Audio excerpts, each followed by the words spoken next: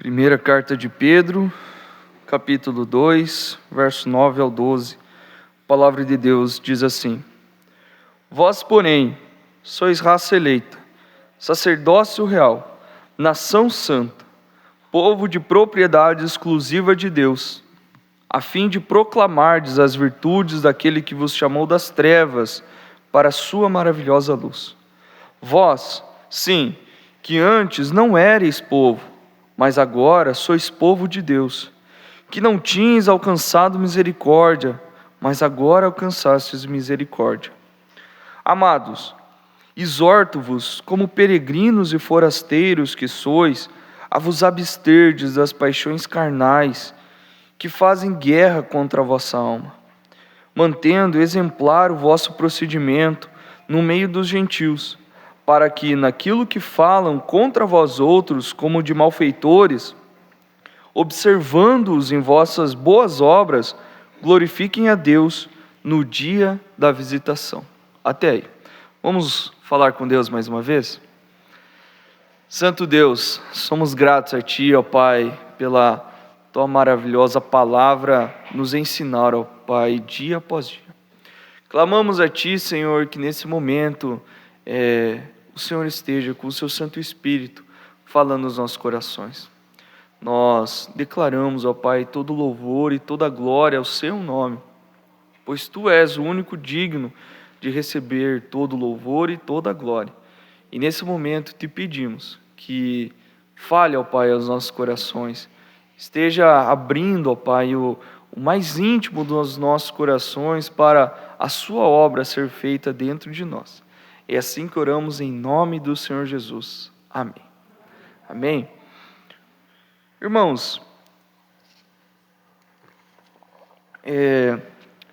nós bem sabemos que durante os dias de hoje, muitas denominações têm surgido no meio cristão, no meio evangélico, e com elas várias visões diferentes. Como nós vimos, como o próprio pastor vem pregando nos últimos finais de semana, nós estamos no mês das missões, mas não é somente o mês de agosto caracterizado por missões, mas todos os meses. Todo ano, todo momento de nossas vidas deve ser um momento de missões, deve ser um momento de nós pregarmos o Evangelho. E aí nós vemos a falta de visão de alguns lugares quanto à palavra de Deus em relação a missões. E nesse dia de hoje, nós, como lemos hoje, nós veremos e estudaremos, essa questão, esse tema principal na palavra de Deus, missões. Veremos o tema principal como um povo chamado a missões. Bem sabemos que a palavra de Deus ela é clara, desde o início, desde Gênesis, Deus se mostrando o primeiro missionário na face da terra, indo até o homem, indo até Adão e Eva, revelando o seu amor, revelando a sua misericórdia e mostrando a eles uma promessa de salvação. Mas quanto ao texto que nós lemos hoje, ele traz um contexto e traz uma história um pouco caracterizada, diferentemente de tudo isso. Isso nos leva a nos questionar primeiramente, depois de lermos o texto, sobre qual o propósito da nossa vida. Para que nós vivemos nesse mundo? Por que nós acordamos dia após dia nessa terra? Por que nós continuamos de pé, continuamos respirando? Qual é o nosso propósito de vida? Isso é interessante nós questionarmos manhã após manhã.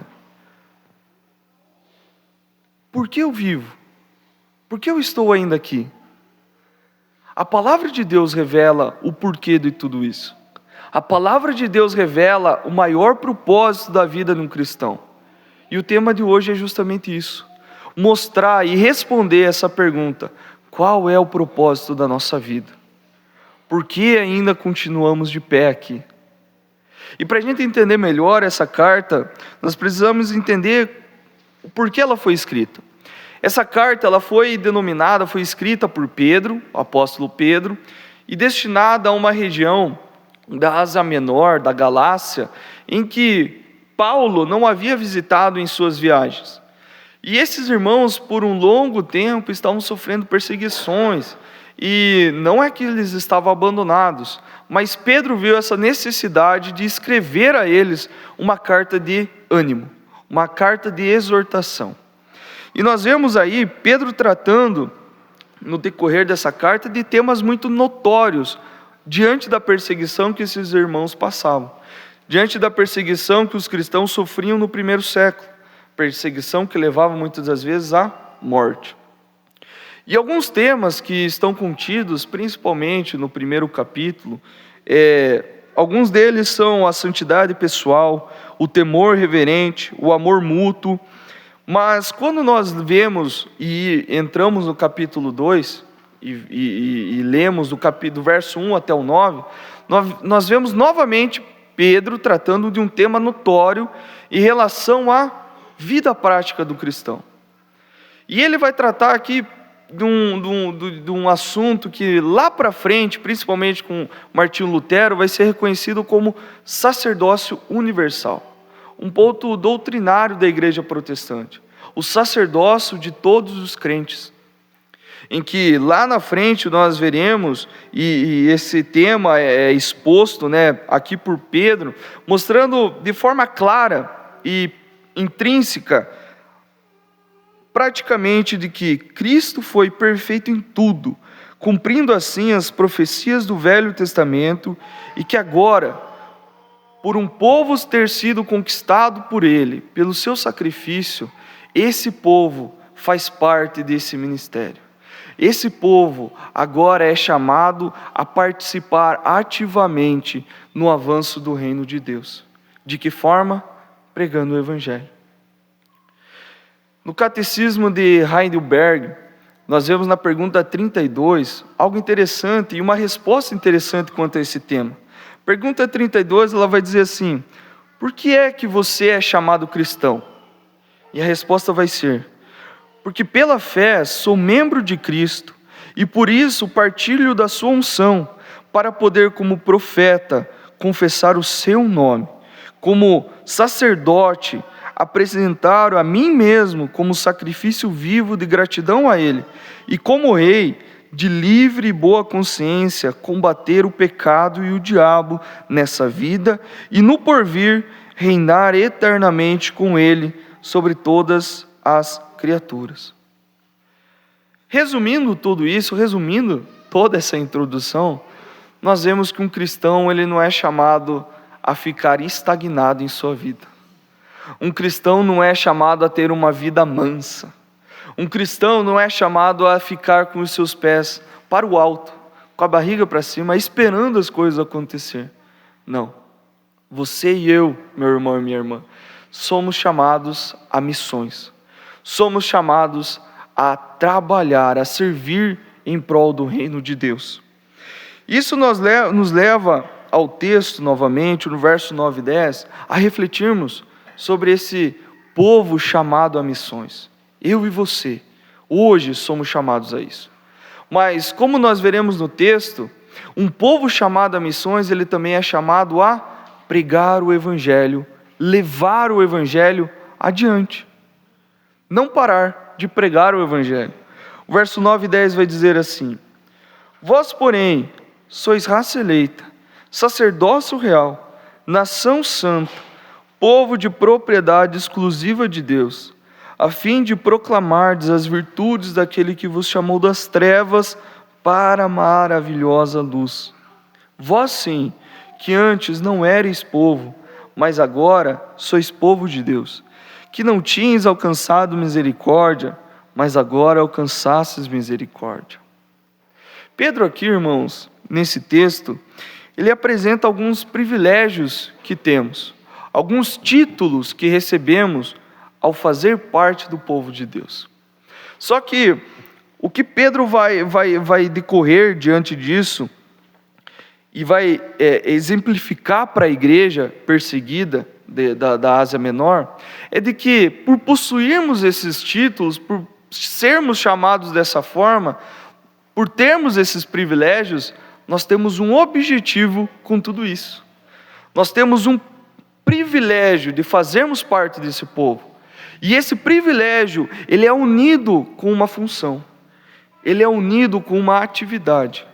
E essa atividade nada mais é do que pregar o Evangelho. Levar as boas novas de Cristo além.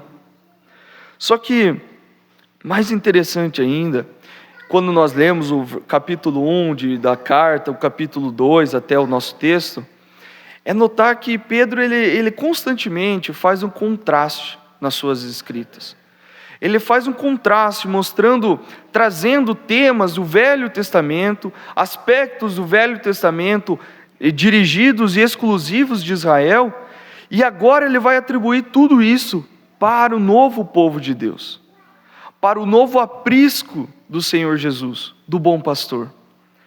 E todos esses temas, todos esses aspectos, como nação santa, como sacerdócio real, como povo de exclusividade de Deus, contidos no Velho Testamento, remetem a nós uma funcionalidade, uma participação nesse reino, uma atividade.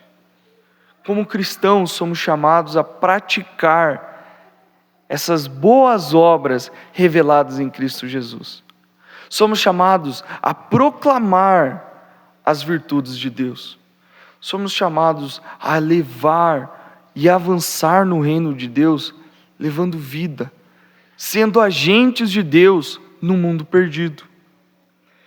Pedro aqui, ao trazer esses aspectos do Velho Testamento, ele faz de forma proposital tudo isso, trazendo todos esses títulos de forma proposital, principalmente para ir contra alguns pensamentos farisaístas da época, pensamentos os quais entravam na igreja dizendo assim para eles: olha, se vocês são judeus, batam no peito, vocês são descendentes de Abraão. Olha só, vocês são descendência daquele que Deus escolheu em meio a multidões. Vocês fazem parte da promessa de Deus para aquele homem. Então, fiquem numa boa. Vocês já têm um lugar garantido no céu, por serem descendentes de Abraão. Essas ideias farisaístas entravam no meio da igreja, principalmente pela igreja ser formada por judeus. Mas, pelo lado dos ímpios, dos gentios que agora faziam parte do povo de Deus, essa ideia era contraditória. Como assim? Eu estou aqui na igreja, eu sei que eu fui redimido por Cristo, mas eu não sou descendente de Abraão. Como isso se aplica a mim agora? E Pedro, propositalmente, traz todos esses temas em sua carta, principalmente para animar esses irmãos que estavam sofrendo, que estavam sendo afligidos por perseguições, mas também para quebrar esses falsos ensinos no meio da igreja. Dizendo assim: se você é descendente de Abraão, pode ficar sentado, você não precisa fazer mais nada. E hoje, dessa mesma forma, pensamentos dos quais entram na igreja para selar, para trazer amarras nos pés e nas mãos dos cristãos hoje, é do fato de que, olha só, são erguidos evangelistas lá no IPEM, são erguidos pastores hoje, existem missionários espalhados na face da terra. Você agora que é redimido por Cristo, que é chamado cristão agora, você não precisa fazer nada. Tem pessoas ao seu redor que fazem o trabalho agora. Essas pessoas, é eles quem devem fazer o trabalho, é somente eles. Vocês podem ficar agora sentados, numa boa. Esses homens e mulheres espalhados na face da terra, eles é quem vão fazer o trabalho. Note, irmãos, que é um pensamento que entra como uma sutileza no meio cristão e que deve ser acabado, deve ser contrariado pelas Escrituras. Você e eu, no exato momento em que confessamos a Cristo como Senhor de nossas vidas, no exato momento em que nos arrependemos dos nossos pecados, que fomos lavados pelo sangue de Jesus, nós somos chamados a trabalhar, a servir para o reino de Deus. Nós, a partir do momento que fazemos parte dessa raça eleita, desse sacerdócio real, desse povo de exclusividade de Deus, somos chamados a proclamar as virtudes de Deus. Somos chamados a proclamar as verdades de Cristo ao nosso redor, em toda oportunidade que tivermos. Não fomos chamados, não fomos resgatados das trevas para continuarmos com as amarras da insensatez. Não, irmãos. Somos chamados à atividade. O propósito de vida agora de um cristão é proclamar as virtudes de Deus. Fomos chamados, irmãos, você e eu, para sermos agentes de Deus no mundo perdido. Você e eu estávamos lá outrora. Você e eu conhecemos o mundo perdido lá fora. Ou alguém aqui nasceu já convertido da barriga de sua mãe. Você e eu éramos miseráveis pecadores, destinados ao inferno de fogo. Mas, em certo momento, alguém apresentou para nós o Evangelho. Em algum ponto da nossa vida, os nossos corações foram impactados com a verdade da cruz, com a realidade das nossas almas, com a perdição das nossas vidas. E nesse momento, em que Cristo nos resgata das trevas, nos tira da escravidão do pecado, nós recebemos um novo propósito de vida. A participar agora do avanço do reino de Deus. Ao sermos separados por Deus, como povo exclusivo dele, necessariamente não podemos ficar parados. Não podemos esperar as coisas acontecerem ao nosso redor. Não podemos esperar que os escolhidos de Deus adentrem pelas portas. Precisamos testemunhar, precisamos levar a palavra, pregar o Evangelho em nossos trabalhos, em nossas famílias, mesmo que isso resulte em perseguições. É isso que Pedro está mostrando aqui para uma região inteira que estava sofrendo por servir a Deus. Uma região inteira que pregava o Evangelho, independente da perseguição. Outro momento da palavra que nos ensina sobre isso, que o próprio Jesus vai nos falar sobre isso, sobre essa proclamação do Evangelho, está lá em Mateus 5,13. Os irmãos não precisam abrir, que diz assim: vós sois o sal da terra. Ora, se o sal vier a ser insípido, como lhe restaurar o sabor? Para nada mais presta, senão para, lançado fora, ser pisado pelos homens. O verso 16, ele vai dizer assim: assim brilhe também a vossa luz diante dos homens, para que vejam as vossas boas obras e glorifiquem a vosso Pai que está nos céus. Jesus aqui estava falando para os seus discípulos: vocês são o sal da terra, vocês são a luz do mundo. Tragam sabor a esse mundo de perdição. Levem a luz de Cristo na escuridão desse mundo. Nós somos chamados a levar, a pregar o Evangelho de Cristo. Mas em segundo lugar, nós vemos no nosso texto que, como um povo chamado a missões, também somos chamados a fugir do pecado. O verso 11 vai dizer assim: amados, exorto-vos, como peregrinos e forasteiros que sois, a vos absterdes das paixões carnais que fazem guerra contra a alma. É bem interessante os detalhes e os pequenos detalhes contidos na carta de Pedro, porque às vezes nós relembramos de Pedro como aquele que cortou com a espada a orelha de um soldado romano, que defendia com unhas e dentes, mas que depois traiu Jesus.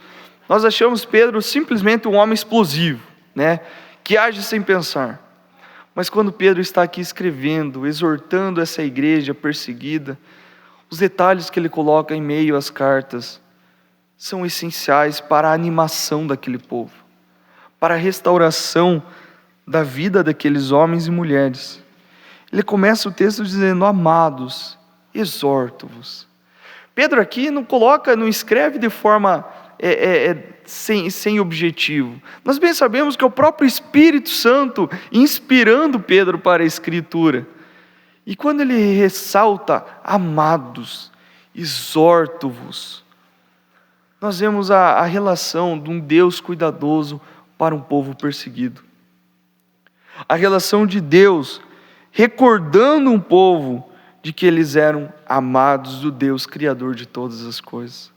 Mas o ensino de Pedro, ele vai além disso. Além de colocar essas pequenas pitadas de consolação em meio à sua carta, ele continua dizendo assim: amados, exorto-vos como peregrinos e forasteiros que sois. Ao chamá-los aqui de peregrinos e forasteiros, o apóstolo ele queria mostrar-lhes algo a mais. Principalmente que não era o aqui e agora que era principal na vida desses homens. Relembrá-los de que o aqui e agora é passageiro. De que a vida que temos nesse pequeno curto espaço de tempo aqui na terra, ela passará como um sopro. E o que restará é a eternidade. Pedro está chamando a atenção dos irmãos a relembrarem de que o aqui e agora, ele passará. E que as coisas eternas, essas sim, permanecerão. Um ensino que se entrelaça com esse de Pedro, é Paulo ensinando os irmãos de Corinto, lá em 2ª carta de Coríntios, capítulo 4, sobre as coisas eternas. Aquilo que realmente vale a pena. Pedro aqui está relembrando esses irmãos que a eternidade sim é o que vale a pena, estimulando esses crentes a refletirem sobre o seu verdadeiro lar. Um novo céu, uma nova terra que estavam aguardando esses homens e mulheres, servos do Deus Altíssimo.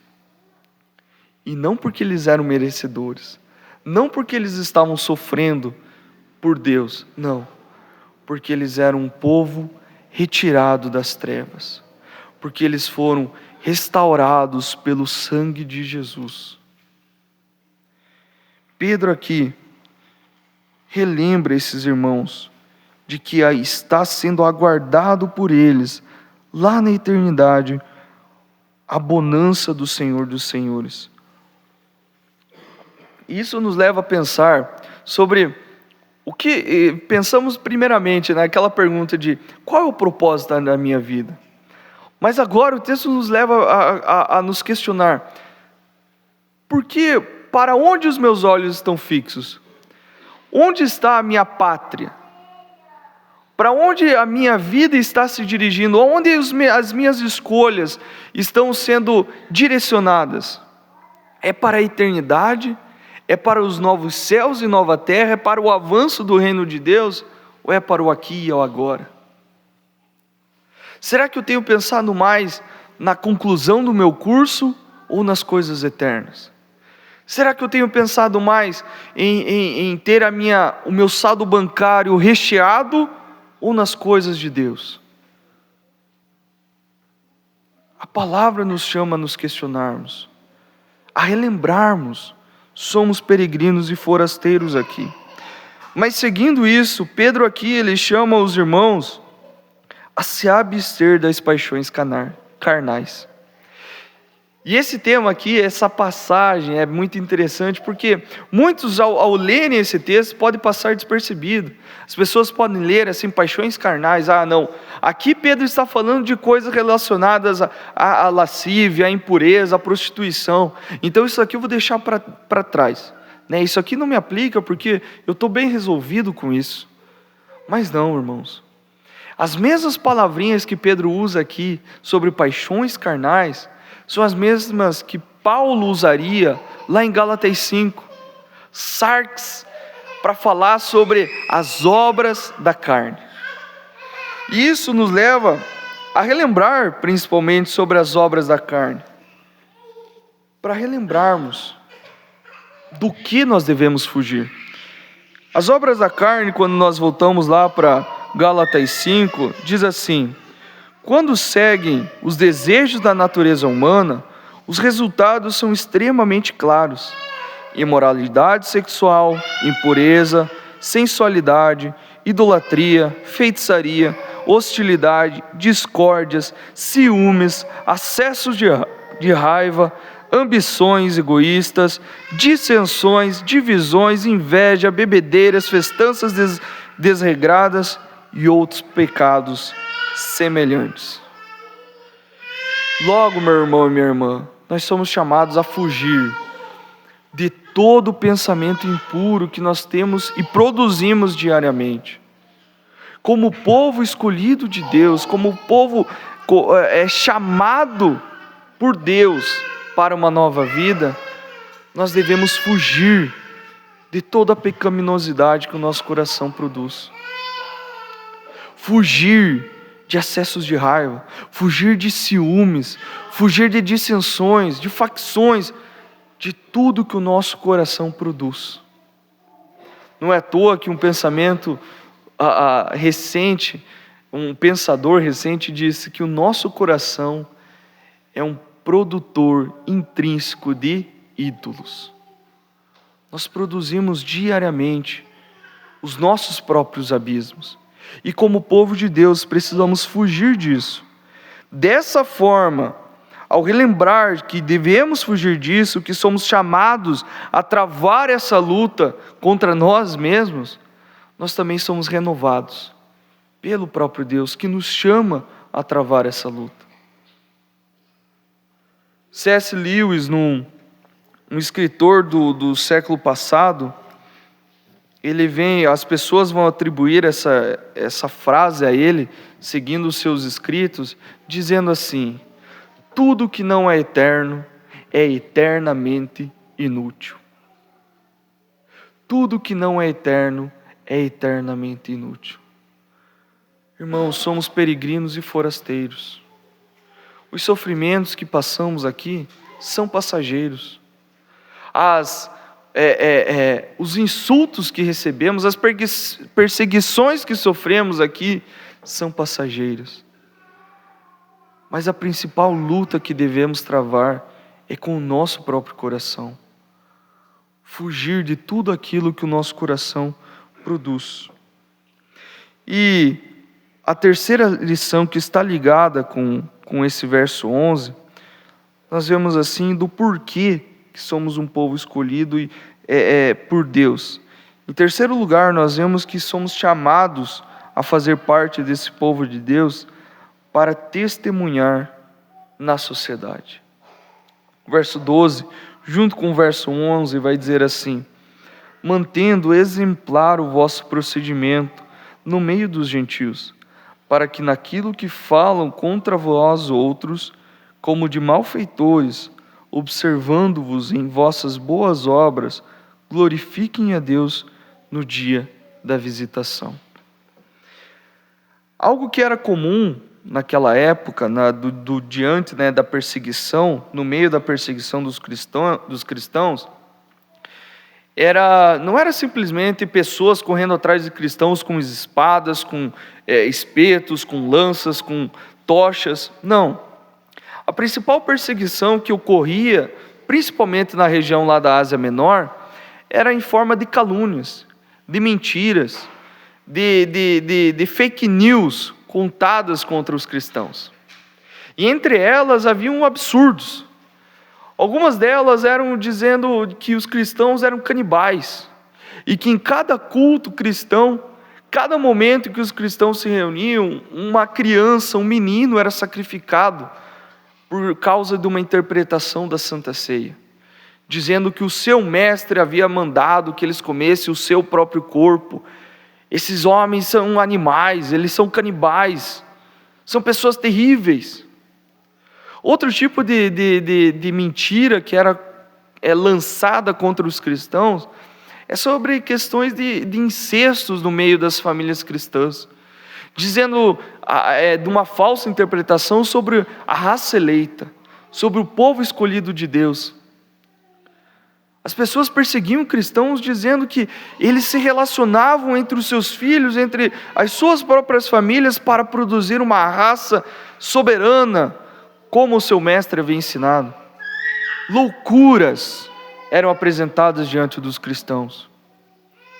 E esses sofrimentos eram o que motivava essas pessoas a perseguirem cada vez mais os cristãos, visando o quê? Visando a desmotivação deles.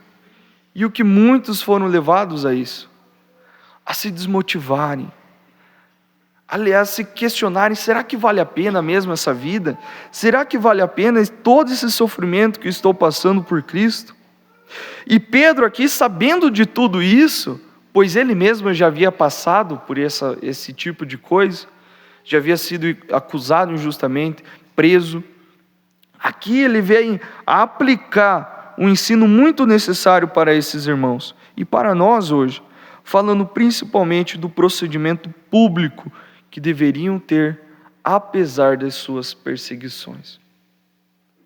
Pedro aqui vai estar mostrando para os cristãos a melhor forma de continuar de pé em meio à perseguição, mostrando a eles que o fim principal de suas vidas é louvar a Deus e glorificá-lo, independente da sua situação.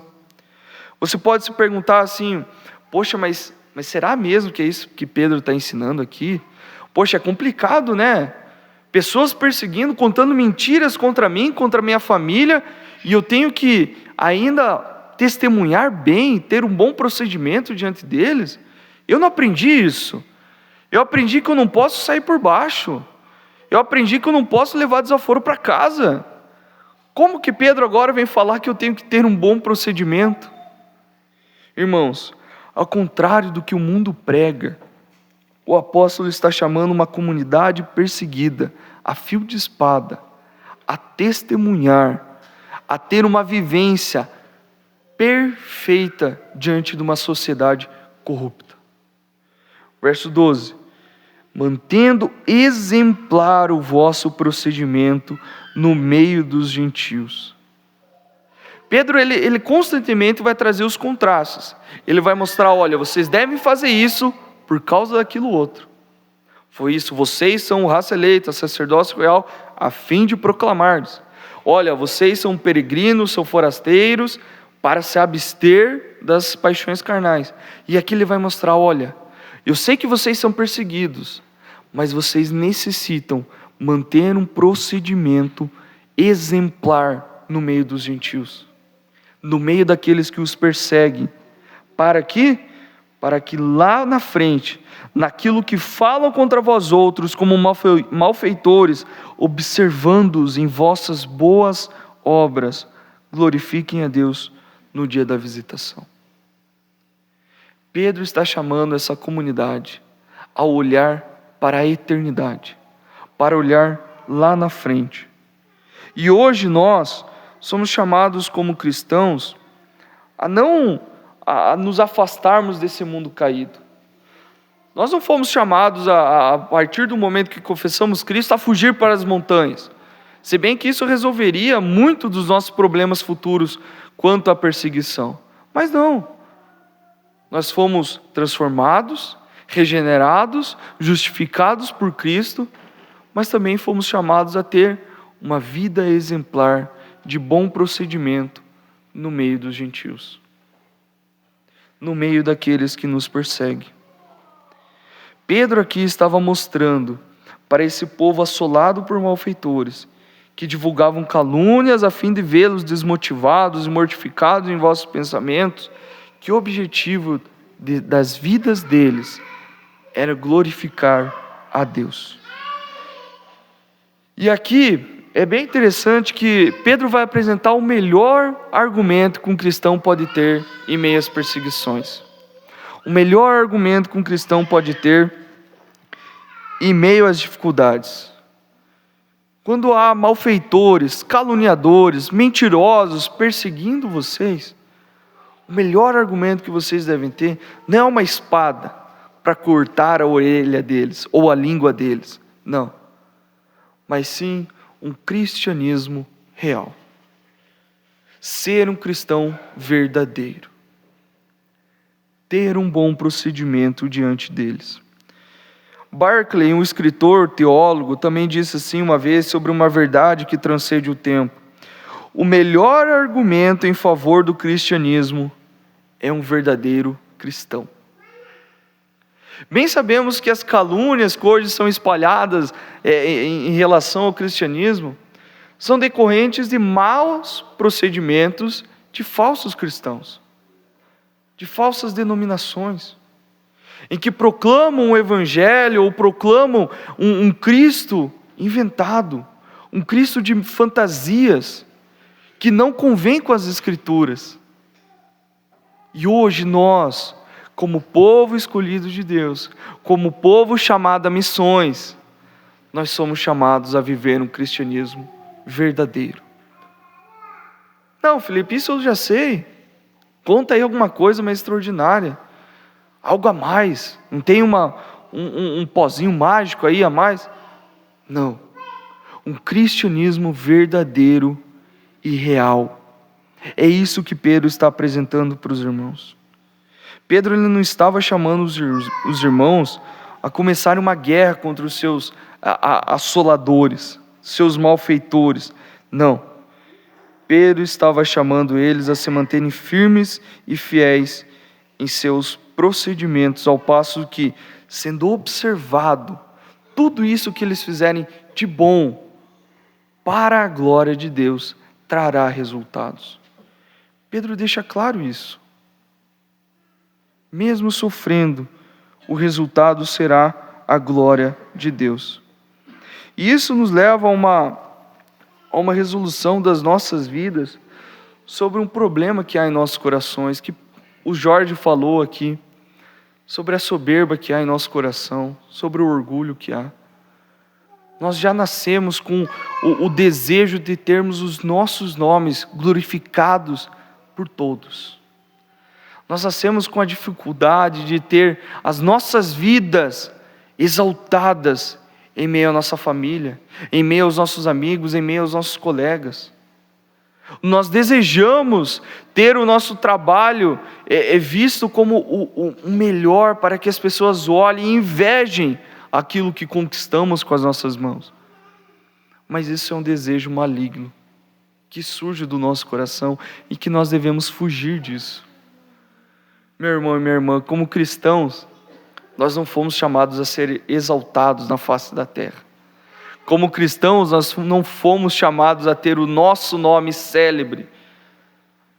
Mas como cristãos, o nosso propósito de vida é tornar o nome de Cristo, de Jesus, glorificado.